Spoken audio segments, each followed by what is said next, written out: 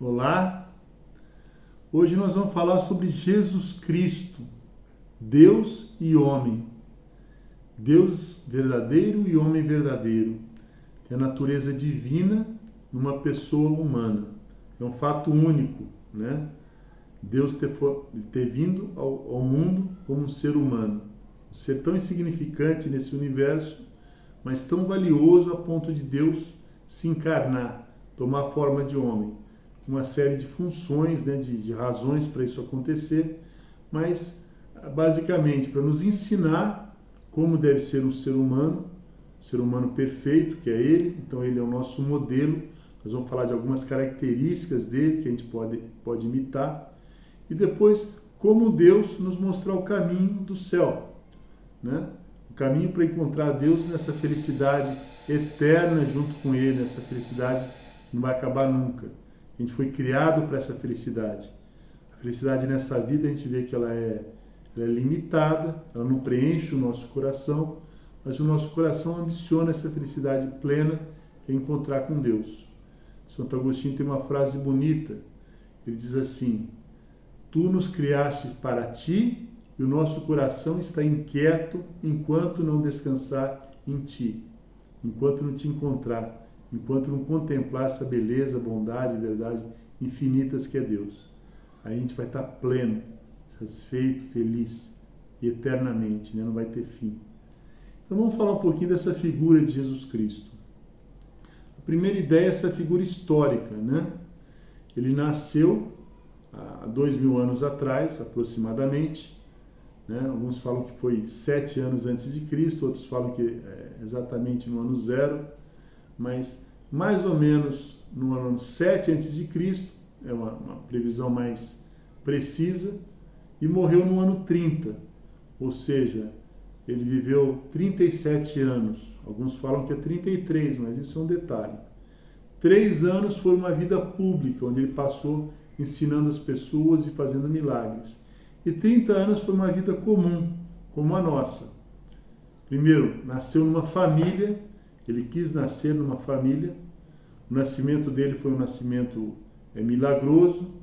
Vou contar para vocês. Um anjo, na forma de uma pessoa, apareceu a Nossa Senhora. Ela estava recolhida em oração e comunicou que ela ia ser mãe de Deus, se ela aceitasse. Ela perguntou: como é que vai ser isso se eu não tenho marido, né? Se eu não estou casada ainda com São José? Ela está prometida em casamento. E o anjo falou: o Espírito Santo vai descer sobre ti e o filho que nascer de ti vai ser chamado Filho de Deus. E aí ela falou assim: faça-se em mim segundo a vossa palavra. E nesse instante, o Espírito Santo concebeu. Ela ficou grávida do Espírito Santo. Então, o pai de Jesus Cristo é o Espírito Santo. O pai adotivo é São José. Muito bem. Passaram 9 meses. Eles tiveram que ir a Belém, de Nazaré para Belém, para o recenseamento que o imperador tinha pedido. E lá completaram-se os dias e Jesus nasceu em Belém, numa gruta, né? Porque não tinha lugar na hospedaria para eles, deviam estar tudo muito cheio, né? Com esse movimento para o recenseamento. E lá nasceu Jesus. Já a primeira lição: ele poderia ter escolhido nascer num palácio cheio de riqueza, de comodidade. Quis nascer num lugar pobre, simples, para nos dizer o valor da pobreza, desse desprendimento dos bens materiais, que foi uma coisa que ele viveu a vida toda dele, esse desprendimento. Depois, teve alguns episódios, fugiram para o Egito, Herodes quis matar as crianças, etc. E passou a vida toda dele em Nazaré, boa parte da vida dele em Nazaré. O que ele fazia? O mesmo ofício do pai. O pai, São José, era carpinteiro, na verdade era um artesão. Não dava para você trabalhar só com madeira, então trabalhava com ferro, com madeira, fazia arados, fazia camas, armários, né? E um resumo da vida dele: ele fazia tudo bem feito e fez bem todas as coisas, né? Ou seja, passou a vida fazendo bem e fez bem todas as coisas. Outro modelo para a gente: fazer bem todas as coisas, né? Fazer por amor todas as coisas e fazer bem feitas. Depois, nesses 30 anos, ele teve uma vida de brincar com as crianças, de aprender as coisas com a mãe dele, né? Não ia na escola. A mãe dele que ensinou, ele começou a ler as leituras.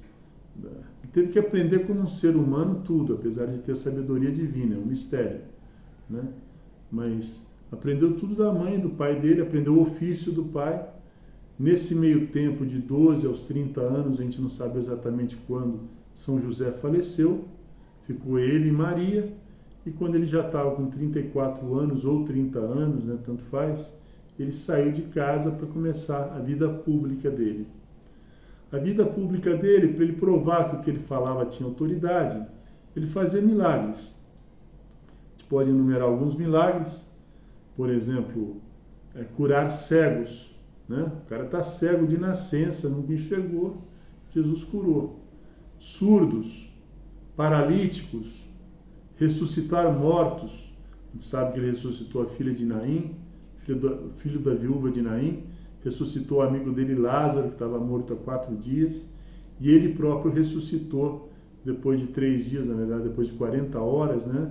Sexta-feira das 3 da tarde até domingo de manhã, dá mais ou menos 40 horas. Tem uma cerimônia que fala cerimônia das 40 horas. A gente espera a ressurreição de Cristo na Páscoa. Mas teve uma vida onde ele conviveu com todo tipo de pessoa, com gente rica, gente pobre, gente culta e gente ignorante. Ele escolheu 12 apóstolos, 12 pessoas simples, né? O mais instruído lá era São Mateus, que era cobrador de impostos. Boa parte deles eram pescadores. Instruiu eles sobre as coisas, eles presenciaram os milagres, ele fez coisas para aumentar a fé deles, né? Depois todos eles estavam muito medrosos quando ele foi preso e foi morto, né? Quando Judas entregou ele para as autoridades. E ele ressuscitou, apareceu para eles mais 40 dias, depois falou, olha, fiquem em Jerusalém que eu vou enviar para vocês o Espírito Santo.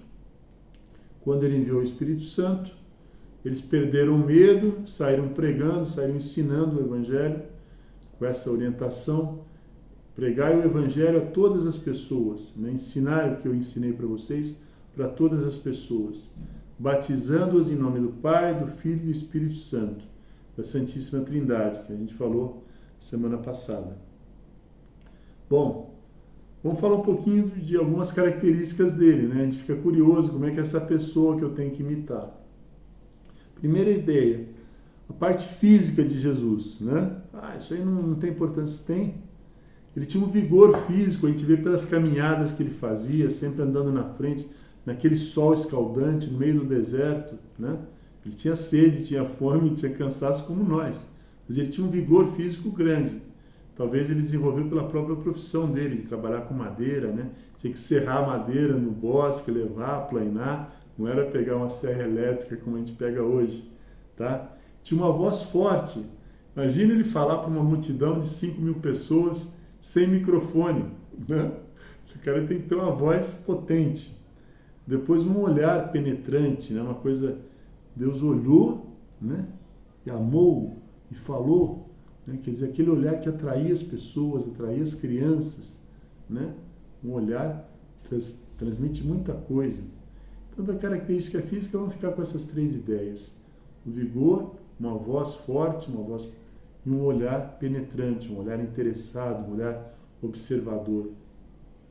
As parábolas que ele contava, né, para contar o que era o reino de Deus, ele fazia algumas histórias, que são essas parábolas, ele usava temas do cotidiano, da vida do campo, da mãe de família, do pai que protege a família.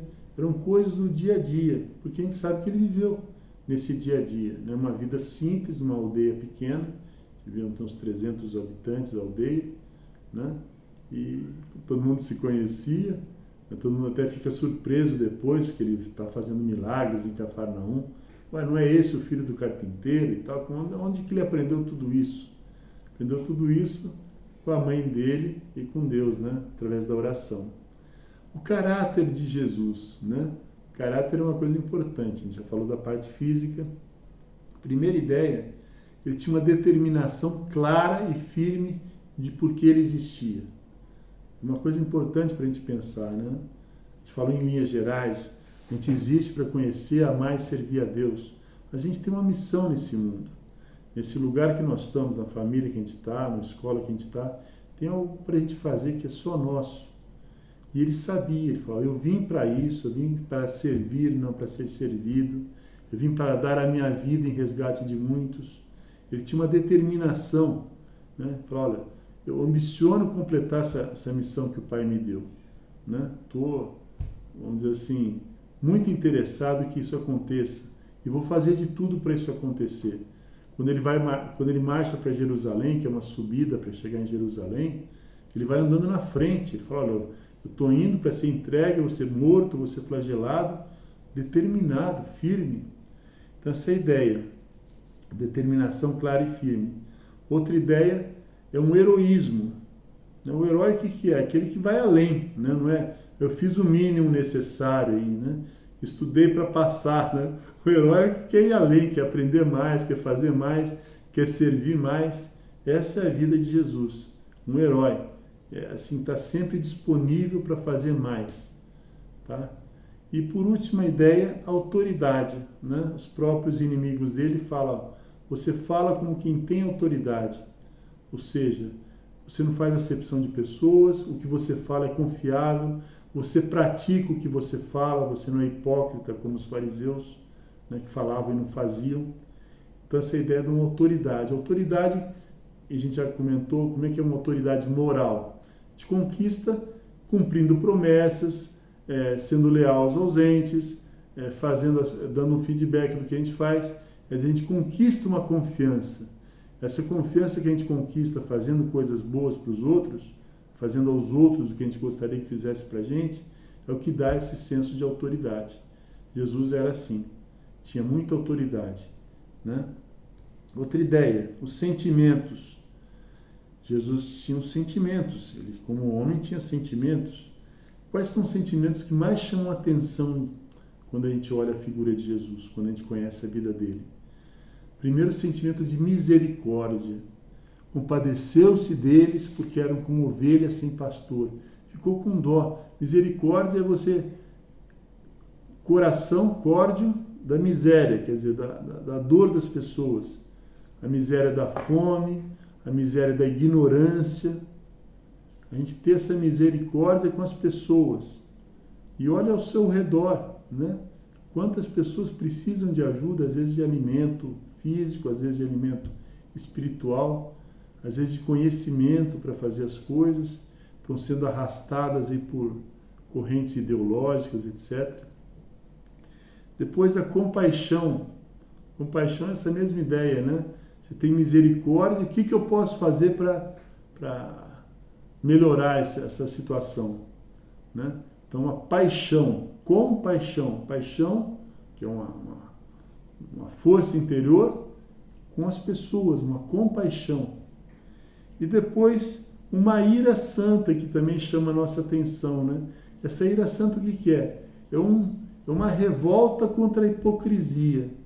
Quando ele expulsa os vendilhões do templo, lá faz um chicote, ele perdeu o controle? Não, tinha um controle total. Ele estava fazendo aquilo porque ele sabia que aquilo era errado. Fazer da casa de Deus uma casa de comércio, né? E ninguém ousa enfrentá-lo. Poderiam falar, não, vamos pegar esse cara aqui, vamos linchar ele. Não, saíram fora, porque viram que ele tinha razão. Então essa ira santa é você ter esse autodomínio para se revoltar contra o que você vê que está errado, né? Importante essa ideia. Depois o realismo, né? Um realismo. Isso também é muito importante a gente tentar viver na nossa vida, né? A gente observar as coisas de fato, né? Não o que falam, o que a mídia coloca, né? Observar de fato as coisas como são, né? E na parte prática da nossa vida falar assim, o que eu posso fazer para melhorar essa situação? Na minha família especificamente, não é tapar o sol com a peneira, como a gente fala, né? Inventar desculpas para não fazer o que se deve. Então ter esse senso de observação, de ver as necessidades e procurar ajudar a melhorar, a apaziguar essas necessidades. Depois, um realismo simples, né? Uma pessoa simples é uma pessoa que vê as coisas com naturalidade, com simplicidade. É o olhar de uma criança, né? Jesus fala, sede como crianças. E que é uma criança? Uma criança pura, uma criança humilde. Ela pede ajuda, ela fala o que ela vê, ela não inventa coisa assim para ficar bem, né? Não, se eu falar isso, né? A pessoa tem respeito humano. A criança não tem respeito humano, no sentido de ter vergonha de falar. Ela fala que você está gordo, você está barrigudo, você está careca, né? Não, você vai ofender ele. Não, mas realmente, você pode emagrecer, né? Um careca talvez não dá para consertar muito, mas paciência. Mas eu estou falando, esse realismo de uma criança simples era o realismo de Jesus, que via as coisas, que consertava as coisas e que falava as coisas quando estavam erradas, principalmente com os hipócritas, com os fariseus, né? Eram conversas assim firmes, porque ele não aceitava essa hipocrisia, essa falsidade. Depois, e Jesus e os homens, né? As pessoas, o relacionamento dele com os outros. A primeira ideia, né? Ele tinha um conhecimento claro de que todo ser humano, eu, você, todos nós, temos uma grandeza muito grande, né? Essa grandeza de ser filho de Deus, de ser um ser racional, de ter uma inteligência, uma vontade, uma semelhança de Deus com Deus e ser criado para um destino eterno, né? E ao mesmo tempo tinha uma noção bem clara das fraquezas humanas, né? Dessa fraqueza que ele fala tantas vezes, né? Orai para não caíres em tentação. O espírito está pronto, mas a carne é fraca, né? Quando ele está no Horto das Oliveiras, ele vê que todos fogem dele, ele ainda olha com um olhar de misericórdia para Pedro. Pedro sai chorando porque Pedro negou ele 3 vezes. E assim por diante. Então, ele conhece a grandeza que todos nós temos e conhece a fraqueza que também todos nós temos. E ele está para nos socorrer as nossas fraquezas. Tá? As fraquezas que nós temos, ele quer, vamos dizer, dar fortaleza para a gente enfrentar essas fraquezas. E a gente recorrer a ele no sacramento da confissão, para pedir perdão quando a gente ofende a ele. Depois, um amor a todos os homens, né? Como é que se manifesta o amor? A gente pode pensar nos nossos pais. O amor verdadeiro se manifesta através do serviço. Servir os outros é amar. E amar exige sacrifício, né? Ninguém serve. Se não dá trabalho, não é muito amor, né? Assim, é natural. Mas quando a gente suporta os sacrifícios por amor, aí sim é um grande serviço. Né? Esse é o serviço que Jesus fez. Ele sofreu muito por amor e serviu muito por amor. E depois, é isso que eu falei, né? O amor e sacrifício. Depois a ideia da redenção. É uma palavra técnica, é difícil da gente entender, mas redimir significa pagar a conta, né?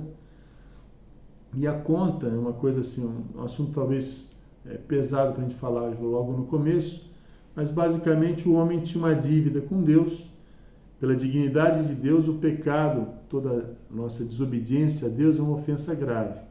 Vou dar um exemplo simples, né? Se eu xingo um cachorro, né? Eu estou xingando um cachorro, a dignidade de um cachorro é pequena, às vezes ele nem vai ficar ofendido, né? Porque é um cachorro, ele nem entende. Se eu xingo uma pessoa, é mais difícil, é mais grave. Se eu xingo a minha mãe, é mais grave ainda. Se eu xingo, sei lá, o presidente, eu xingo o papa, é mais grave. Ou se eu agrido a minha mãe, é muito mais grave. Se eu agrido um presidente, eu posso ir preso, né?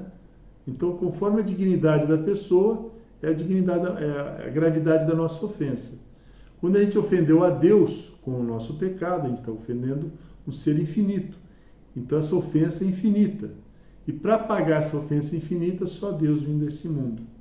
Né? Deus podia falar, eu perdoo tudo e tal, beleza. Mas para a gente ter certeza, ele falou, não, eu vou tomar a forma de homem, eu vou agir como um homem perfeito, para que eles possam ter um modelo de homem. Vou explicar para eles tudo o que eles estão fazendo, tem solução, não está perdido. Eu vou dar essa solução para ele, dos sacramentos que Jesus Cristo instituiu. Então ele criou ele quebrou esse vínculo que tinha, que eu já falei para vocês, o vínculo da morte, do pecado e da distância. Jesus Cristo veio a esse mundo para romper isso tudo. Então, ele está presente, né, o ser humano, a distância, a morte com a ressurreição e o pecado com o perdão e com a redenção que ele realizou na cruz. Ele pagou os nossos pecados, mas a gente tem que juntar a nossa vida para usar esses méritos da morte dele na cruz pelos nossos pecados. Nós vamos falar disso várias vezes mais para frente, mas só para vocês entenderem, tá? Então, quem é Jesus? Jesus é perfeito Deus e perfeito homem, a segunda pessoa da Santíssima Trindade, um modelo de pessoa para a gente imitar, que é Deus perfeito e homem perfeito. Tá bom? Essa é uma visão geral de Jesus, Deus e homem. Até a próxima, gente.